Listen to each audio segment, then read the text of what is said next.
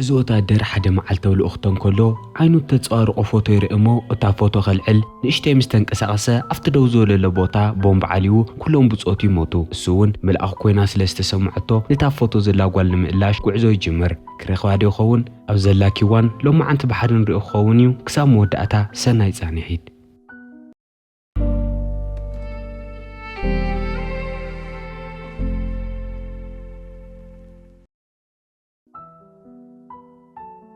ሎገን ሓደ ግዜ ኣፍጋኒስታን ሙሉእ መዓልቲ ምስ ብጾቱ እናተዋግአ ምድሕር ምውዓሉ ኣብ ሓደ ቦታ ከዕርፍ ደው ይብል። ኣብቲ ሰዓት ንሱ ግን ካብ መንጎት መሬት ሓንቲ ተብለጭልጭ ነገር ዓይኑ ትደጉሖ እሞ እንታይ ምዃና ንምርኣይ ከይዱ የልዕላ። ንሓንቲ ቆንጆ ቆልዓ ፎቶ ምዃኑ ሪኡ ናብ ጅቦ እቲዋ ናብቲ ጠጠው ዝበለሉ ቦታ ክምለስ እንትብል እቲ ደው ኢሉሉ ነበረ ቦታ ኣየር ተጥቅዖ እሞ ኩላቶም ኣብኡ ነበሩ ወታደራት ይሞቱ። ሎገን ኣብ ሆስፒታል ተሲኡ ነታ ፎቶ ምስ ረአየ እታ ፎቶ ዘላ ጓል ንኡኽ ተድሕን ዝተለኣኸት መልኣኽ ምዃና ደጋጊሙ ይዛረብ። ምክንያቱ ብጽባሒቱ ናብ ልኡኽቶ ክምለስ እንከሎ እውን እታ ድርዕቲ መኪንኦም ብሄሊኮፕተር መጥቃዕቲ ይበጽሓ። ግን ሕጂ እውን እቲ ወታደር ምንም ኣይተጎድአን። ሎገን ነታ ፎቶ ተገዲሱ ስለ ዝሓዛ እታ ፎቶ እውን ንኡ ተገዲሳ ትሕዞ ነበረት እዩ ዝመስል። ከምኡ ኢሉ እውን ሎገን ሳላተ ፎቶ ዋላ ሓንቲ ከይተጎድአ ካብ ውትድርና ይሰናበት። ካብ ኩናት ርሒቑ ናብ ሰላማዊ ገዛ ክምለስ እንከሎ ሎገን ሕጂ እውን ኣይተረጋግዐን። ምክንያቱ እቲ ናይ ኩናት ሕልፉ ጭንቅን ድንጋጸን ገዲፉልኒ ንእሸይ ተኹሲ ዝመስል ወይ ዓብ ዝበለ ድምፂ ተሰሚዑ እውን ሽዑን ሽዑ ዝድንገጽ።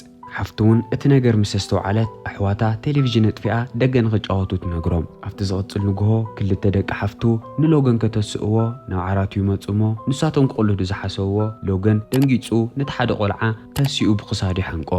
ሓፍቱ ኣትያ እቲ ጉዳይ ክትርኢ እንከላ እውን እንታይ ኢላ ከም ትዛረብ ኣይትፈልጥን። እቲ ኩነታት እውን ብጣዕሚ ትድንግጽ። ኣብ ጭንቂ ሰዓቱ ኩሉ ተቕልለሉ ፎቶ ኣውፂኡ እናርኣየ ይጸንሕ እሞ ኣብቲ ፎቶ ዝነበረት ነዋሕ ህንፃ ኣብ ሉዊዛና ካብቲ ዘለዎ 500 ኪሎ ሜትር ርሒቓ ከም ትርከብ ይፈልጥ። ንሓፍቱ ተሰናቢቱ እውን ነቲ ቦታ ንምርካብ ምስ ከልቡ ጉዕዞ ይጅመር። ሎገን ቀትርን ለይትን ክጓዓዝ እንከሎ መኪና ይኹን ባቡር ኣይተሰቐለን። ኩሉ ግዜ እውን ምስ ከልቡ በረኻ ኣቋሪጹ እዩ ዝኸይድ ነይሩ። ክጠምዮ እንከሎ ሓወንዲዱ ንባዕሉን ንኸልቡን ምግቢ የዳሊ። ክደኽሞ እንከሎ እውን ከልቡ ተተርኢሱ ብሰላም ኣብቲ ጫካ ይድቅስ። እቲ ጉዕዞ እውን ሎገን ናብ ኩናት ድንጋጹ ገዲፉ ሰላማዊ ህይወት ንኽነብር ይሕግዞ። ድሕሪ ነዊሕ ጉዕዞ እውን ሎገን ናብቲ ዝደልዮ ነበረ ቦታ በፂሑ ኣብቲ ፎቶ ዘላ ነዋሕ ህንፃ ይርአ። ነቶም ነበርቲ እውን ሓደ ብሓደ እናተንቀሳቐሰ እታ ፎቶ ናርአየ እንታ ቆልዓ ይሓቶም። ድሕሪ ነዊሕ ኣለሻ እውን እታ ፎቶ ዘላ ጓል ቤቲ ከም ትበሃልን ካብቲ ከተማ ውፅእ ኢልካ ናይ ክልባት መሰልጠኒ ሕርሻ ከም ዘለዋን ይነግርዎ።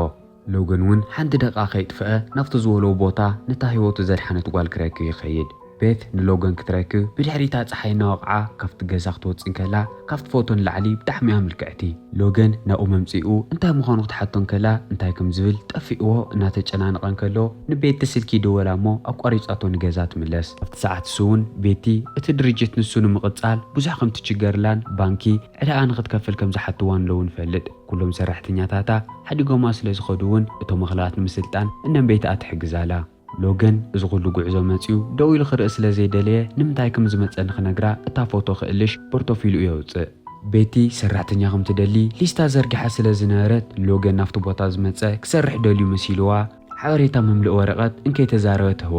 ሎገን እውን ጽንሒሉ ዝተሰናበተ ወታደር ምዃኑን ናብኡ ንኽመጽእ 500 ኪሎ ሜትር ከም ዝተጓዓዘን ይነግራ። ቤቲ እውን እዚ ዝገብር ሰብ ጥዑይ ኮይኑ ስለ ዘይተሰምዓ ምጥርጣር ትጅምር። ምክንያቱ ኣኽላባት ናይ ምፅራግ ስራሕ ንኽቁፀር ክንድኡ ዝኣክል ርሕቐት ዝጓዓዝ ወታደር የለን ኢላ ተኣምን። ግን ንሳ ስለ ዝተሰከፈቶ ንነንበይታ ከይዳ ካብቲ ቦታ ንኽተባሮን ክትቆፅሮ ከም ዘይደሊ ንኽትነግራ ትልምና። እታ ነንበይትኡ ምስ መፀት እውን ሎገን ሕልፉ ጭንቅን መከራን ዝመልኦ ምንባሩን ሕጂ ሰላማዊ ህይወት ከም ዝእልሽሎን ይነግራ። እቲ ናይ ባዕሉ ኸልቢ ባዕሉ ከም ዘዕወዮን ጎበዝ ኣኽላባት መሰልጠኒ ምዃኑን ምስ ነገራ ግን ሓሳባ ትቕይር። ምስ ቤትን ነንበይታን ኣኽላዋትን ምስልጣን ክጅምር ምዃኑ ምስ ፈለጠ እውን ኣብቲ ቀረባ ዝነበረ ዝኣረገ ገዛ ይካረር። ዋና ዕላምኡ ግን ንምንታይ ናብቲ ዓዲ ከም ዝመፀ ግልፂ ገይሩ ንቤትን ንኽነግራ ትኽክለኛ ሰዓትን ግዜን ንምፅባእ እዩ። ሎገን ሓያል ናይ ስራሕ ድሌትን ፍሉይ ተመክሮን ስለ ዝነበሮ ናይ መዓልቲ ሙሉእ ስራሕ ኣብ ውሽጢ ደቓይቕ ይውድኦ። ስራሕ ወዲኡ ኣመና ስለ ዝደበሮ እውን ናብቲ ናይ ኣኽላት መሰልጠኒ ኸይዱ ተበላሸዩ ነገራት ምዕራይ ይጅምር። እቶም ኣኽላት ዘህርስሉ ሓፁር የስተኻኽሎ እሞ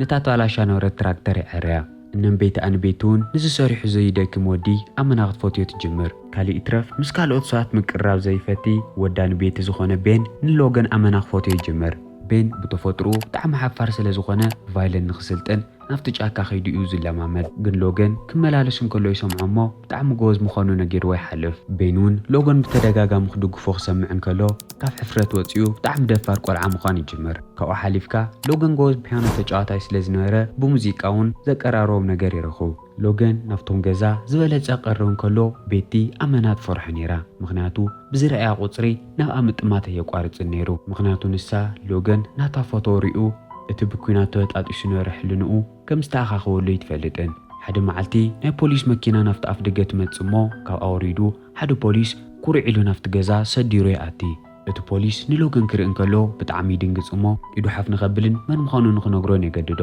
ለካ እዚ ፖሊስ ናይ ቤቲ ናይ ሕሉፍ ሰብኣያ እዩ ኣቦኡ ንቤን ኣቦኡ ኣብታ ሃገር ካብ ዝርከቡ ክቡራት ዳኛታት ስለ ዝኾነ ብዙሓት ሰብ ስልጣን ርክብ ኣለዎ ኣብታ ዓዲ እውን ድላዩ ክገብር ዝኽእል ሰብ እዩ ንሱም ቤትን ተፋቲሖም ንናይ ባዕሎም ሂወት ምንባር ክጅምሩ እንከለዉ እዚ ፖሊስ ስልጣኑ ተጠቂሙ ንቤቲ ኩሉ ግዜ እዩ ዝመላለሳ ንወዶም ቤን እናማኻነ እውን ኩሉ ግዜ እናተመላለሰ እዩ ዝቆፃፀራ ንሱ ናብ ድላዩ ኸይዱ ሂወቱ እንትነብር ንሳ ግን ነፃነት ከልያ ይፍቀደላን ቤቲ እውን ምስ ካልኦት ሰባት እንድሕር ዳኣ ተረኣያ እዚ ፖሊስ ወዳ ንኸይወስደላ ስለ ዝፈርሐት ኣብቲ ክታባት መሰልጠኒ ቦታ ንወይናያ ትውዕል ምስ ካልኦት ወዳት እውን ክትራኸበ ይትደልን ሓደ ምሸት ግን ንድራር እናተዳልዩ እንከለዉ ቤቲ ግደፍ እናበለቶ ቤን ምስኦም ድራር ንኽበልዕ ይጋብዞ ድራር ምስ በልዑ ቤንና ሎገን ቻዝ ምጭዋት ይጅምሩ ቤቲ እውን እዚ ብምርኣያ ብጣዕሚ ትድነቕ ምክንያቱ ቤን ካልእ ግዜ ብጣዕሚ ሓፋርን ኩሉ ግዜ ዝሕባእን ቆልዓ እዩ ነይሩ ምስ ሎገን ቀሪቡ ክጫወትን ዓዊሉ ክዛረብን ስለ ዝሰምዐቶ እውን ኣመና ትድነቕ እቲ ምሸት ሎገን ድራር በሊዑ ንገዝኡ ክምለስ ኣብቲ ኣፍ ደገ ቻውኪላ እንከሎ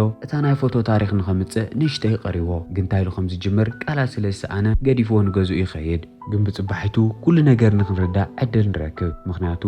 ኣብ ኩናት ዝጠፍአ ሓዋኒ ቤቲ ሞይቱ ተባሂሉ ካብ ዝንገረን ዓመት ገይሩኒ ምስነን ቤቲ ኣነ መቃብሩ ኸይደን ፍየር ምስ ኣቕመጣ እውን ከመይ ኢሉ ከም ዝሞተ ግልፂ ተዝኾነለን ከም ዝምናያ ይዛረባ እቲ መዓልቲ እሱ ናብ ገዛኣ ተመሊሳ ኮፍ ኢላ እንትበኪ ሎገን ይርአ እሞ ናብ ጎና መፂኡ ኮፍ ይብል ናይ ሓዋ ታሪክ እውን ሓደ ብሓደ ክትነግሮ ትጅምር ሓዋ ቅድሚ ዓመታት ኣብ ውግእ ጠፊኡ ምንባሩን ከመይ ኢሉ ከም ዝሞተ ግን ግልፂ ከም ዘይነበረን ተረድኦ ገለገለ ብፀላእቲ ተጨዊ ምዃኑ ብሓደ ገጽ ድማ ብናይ ብጾቱ ጥይት በጌጋ ከም ዝተቐተለ እዩ ዝንገር ቤቲ ልዕሊ ሓዋ ምማቱ ኣመና ዝርብሻ ነገር እንድሕር ዳኣ ነይሩ ከመይ ገይሩ ከም ዝሞተ ብግልፂ ክትፈልጥ ዘይምኽኣላ እዩ ንሳን ሓዋን ብዙሕ ታሪኻት ዝፅሕፍሉ ደፍተር ኣብ መንደቂ ሓብኡ ከም ዝነበሩ እውን ንሎገን ትነግሮ እቲ ትውስታታት እውን ንቤቲ ዋላ ብዙሕ ይኹን ንእሽተይ ሓጎስ የምፀላ ግዜ ብዝኸደ ቁፅሪ ሎገን ናይታ ስድራቤት ኣባል ምዃን ይጅምር ቤቲ ኣኽላቲ ተሰልጥነሉ ስራሓ ጽቡቕ ይኸይድ ሎገን እውን ምስ ቤን ዝቐረበን ዝበለፀን ርክብ ይህልዮ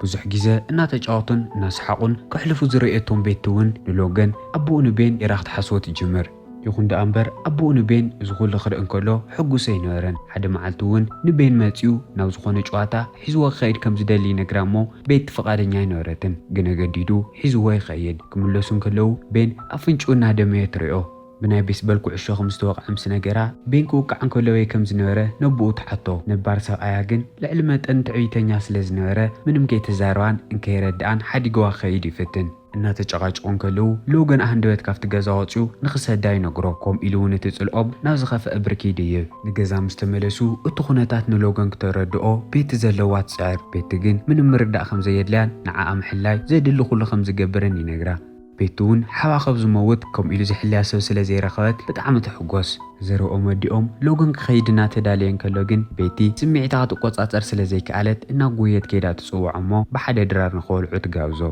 እቲ ምሸት ንሱ ቤቲ ንቆፀሮኦ ክትዳለን ከላ እነን ቤትኣ ፍሽኽ ኢላ ትጥምታ ሂወታ ናብ ዝሐሸ ብርኪ ከም ዝኸይድሎ ብደንቢ ስለ ዝተረድኣ ናይ ቆፀሮኦም ሰዓት ኣኺሉ ኣብቲ ድራር ክበልዕሉ ዝተቋፀርዎ ቦታ ምስ ተራኸቡ ብጣዕሚ ይተሓፋፈሩ ክልቲኦም ናብ ቆፀሮ ካብ ዝወፁ ዓመታት እዮም ሕሊፎም ብዛዕባ ሂወቶምን ሕልፎምን ምውጋዕን ምዝርራብን ምስ ጀመሩ ቤቲ ኣብ ቁልዕነቶም ወለዳ ከም ዝሞቱን ንሳ ምስ ሓዋ ኮይና እነን ቤትኣን ነቲ ገዛን ክንከባኸቦ ሓላፍነት ከም ዝተዋሃቦም ትነግሮ ሓዋ ካብ ዝመውት ምድሓር ሂወት ከመይ ከም ዝተቐየረት እናውግዐት እውን ናብ ሓደ ግምግም ትወስዶ እሞ ኣብታ ጃልባ ቆልዑት እንከለዉ ኣዕርዮም ክወስድዎ ሓሳብ ከም ዝነበሮም ትነግሮ ይኹን ደኣ እምበር እቲ ጃልባ ኣመና ተዋላሹን ንምዕራዩ ብጣዕሚ ፃሓር ዝሓትትን ኮይኑ ይጸንሕ ኣይፈለጠትን እምበር ሎገን እቲ ሕልማሱ ንምግሃድ ዕላምኡ ገይሩ ይሕዞ ብዛዕባ ሂወቶም ዝበለፀ ሓበሬታ ምክፍፋል ክጅምሩ እንከለዉ እውን ርክቦም ዝበለፀ ይጥንከር ሎገን ጨኪኑ ንቤቲ ሓንቲ ግዜ ምስዓማ ናይ ፖሊስ መኪና መፅያ ተውረህሎም ቤትን ሎገንን ንኸይቀራረቡ ሰብኣያ ብደንቢ ገይሩ ከም ዝሕልዮምሎ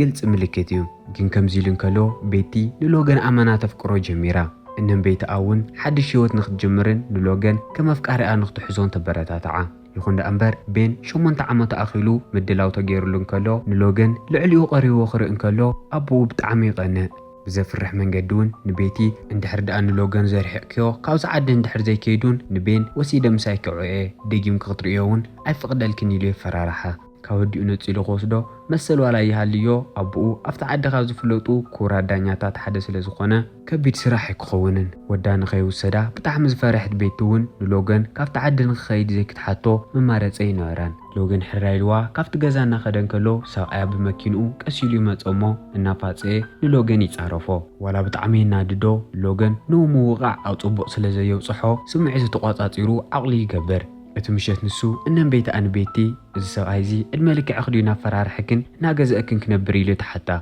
نودايلا كل نجر مسوات مغوار تخكل كم زي كوناون تردأ بيتون كبع على حليفة نوداون صني حقتك ألس كم زلوا تردئوا نسوا أياخ ترخوت خيد افتزغت اللوه ترخون كلاون حدش مان النتحيزة بقلس تزارو نودوم دلا يخ جبري خليو نعاقن حنتيلو نغي زاروا تردئو كوناي سوءات سقطي نتسا مسكونت بيتي نلوغن بمولو نتسانت مفكارت يهمر اي فلوت انبر كل كيساخو قوات راز دلي سبعايا بدحريتي كتاتل هالوئيو كاوزو فاتحو على عمتاتي اغطرون دا انبر كاوزو يتفليو يريان بيتن لوغنن اوغوزو بحد دقيسون كحدرون كلو سبعايا اف دقو خوينو نغطوات ستسبايا حدر أتمساسال ساعات بين لوغن أماناي تواوعون يدفرون سلازنوره أبيت كريستيان فايلن مجمرا جيزي جواتمو ناي بزحات ساعات لبي سرق بيتي ودا بتاعمو جوز تجاعتا يكونو اخترعون كلا بتاعقواس نوعات يورد ودو مسلوغن بمقراو بتاعم زغان بوليسون بتاعم حد جنياتهم كل حسب حد عركون قدم استوصنو وارح لوغن ناي بيت فوتو حيزو أو استفلاليو خواتات بزعوا أنات أيغا 5 أي نقرو يتعدل تتقيمون ناي لوغن جزاء أتمو أتا فوتو سريقو يوصدا اتمشيت سون جيسا خيط فأه نبيت تخري أنا وجزاء خيد زي سوزي كاويكم زمتين فلتن جن هندوت حاوك حيزواز طفق فوتو حيزو متسيني سوق قتيلو وتخونخه انتاي تفلتيلو نختنققن بيتي نقرا بناي سوء قالات ندت تملي أزنورت بيتي لوغن كمتسين كلو تناديدا تزارو لوغنون بزي كالي ممارتي نايتا فوتو تاريخ قلت جيري نقرا او كينات بسنك تا فوتو بتدقاقامي هيوتو 5 دحنن نخيلي شايلونا او 5 متسن جنزي تاريخ نغت أمنو أمناي خيدا بحكي نورانو رئيز مسل جناي لوغن حق انيا تاريخي نيرو جن نغت أمن كجددا سلزي يخيل نغزو يخيد بتصبحت نقو حلنا عن اخترقاقعنا تنكساسة كلا اتاناي قدم جالوا لوغن كم زعريا ترئي بتوغن ناي قدم سوايان بيتي أو حد بار ناساتي يمشو نغزو انت ملس نلوغن من قدي رخو انا تتعرفون انا خوريلو نيسانحمو هاندو تشوقوت اوتيو قوتلو يدالة جن لوغن بدن بسلت انو تهدر سلزي نورا انكي تجيجارا خافت ساكارام سوآي شوقوت منتيلو نامريت نخدر ويا يقدد سوآيان بيتي بتقوارو نوعلو ترازي كونا نتخور دانيا زنورو بؤوني واردو قتل سلزي دليون ناي بوليس سروحو قديفو شوقوت انباجون قديفو خافت غزاي وطق بتوغن بيتن انن بيتان بحيلي جاقا لوغن اتا فوتو رخيو وايخون انبر كما يلقاو حاوك سريقو تاريخو زي فلت إلات نقرا بتوغن لوغن نخخيدنا تداليه نوروتون تترنف انا بين دفتر نحوا فوتو يرئي قصو مسرعيو افتخبار معالتي بقون يواقع 5 نورن السو ناي بيت فوتو زرخولا معالت 5 تسوو اني يستاوس قدم حديقوان مخادوون بيتي حوا غميلو 5 موتا نختفلت تربش من بارا استاويسو نخنقرا نغز اي خيد اتو مساسال ساعات حير ماي ناقع انكلو ناي قدم سوآيان بيتي يكرتا نخ حتى نفت غزاي مزق يقرأ خطولو فقادنيا 5 كونتن تمليسا مسو 5 يتنبرن مس نقرأتو جن نبين حيزوا 5 طفئ فرارحة أفت جزا خلتيون كيتشقاجعو سامع بينون فريحو خفت جزا هدم لوغنون ناقوي يخرئ من كلو نخحقزوم ناقوي يسعب بين أفت حيال ما يزوقعو لنورا وحجوز تأكولو بوتا دلدل كشجري خيدمو اتقامد يوتأس هندوتون نتدلدل حيزا نورت نامريت ودقمو نساقيان بيت اقروت صوتو اتقانزا لعلا قالات والا ينبر نوسو ناقوتته نابيني خيدمو حقوش وخواتسي إدالة لوغن نابيتون انكي دونغويو أساعتها ناقويو يمتسوو سواء بيتي كفتو حجم مليون خيوات اقر تسيرا من قصقاس آلاتو سلازنورت نلوغن نبين قديمو نخصحوين نقرو لوغن نبين سحم سبو لوغن نساء بيت خيد حنو بلعل بتأولاس تسرح جزات صديفو أو رؤسي وقحمو يموت أما ترشاون كندو حما أصابكم زي كونن نودو بتعم 5 فوت نرئي يموت نبين ندحينوم نجزا مستملسو لوغن نبيت بزعوا حوا قلت تاريخي نقرا كاوون قعزو نمقصال نورتو ترني في الداله بتصبحت نجوه ورك أما تصحينا وقعته من قدو يجمر مو بيتي بدحريت مزيات صبعه بزو حقوس حيزلاس لازمته حيزو نغط أفق كم زي تفقدلون كافيوتان خيد كم زي تداليت النجيران حقوفته فيلمنا يودا فتيكم موتكم تسفاي قبر حدش تغنكم لشانلنا سبسكرايب إذا فيديو دي ما لايك لكم حزاولي تخما كومنت مقداب كي ترسعوا كساو نقانة سنة يتعني حيد